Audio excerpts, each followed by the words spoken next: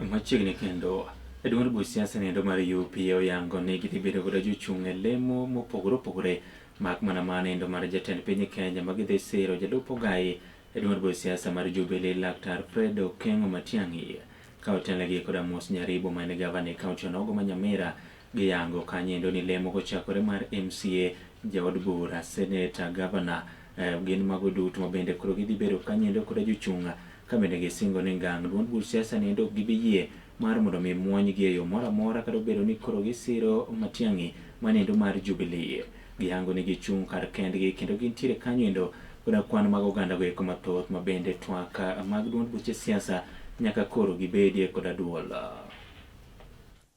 Na pati yoyote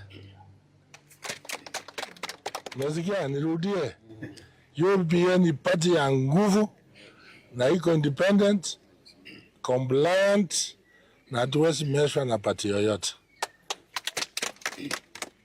hata akiwa ni Matiangi, hata akiwa ni Ruto. Kama pati medecide mwelekeo, hapo ndio tutaingia. Lakini naona watu wengi vile nawaona hivi wanajua mwelekeo tu.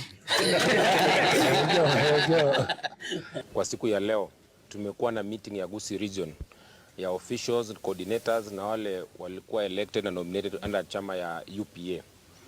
Kwa siku ya leo chama wote wenye mnaangalia wamesema kuwa presidential candidate wao anaitwa Dr. Fred Okengo Matiangi.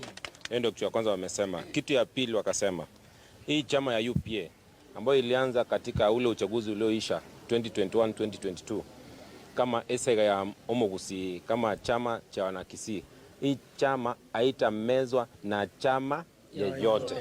We want to remind you that UPA is existing and it has got a share in a type of negotiation, be it that our presidential candidate Dr. Fred Matiangi is vying from our sister Jubilee.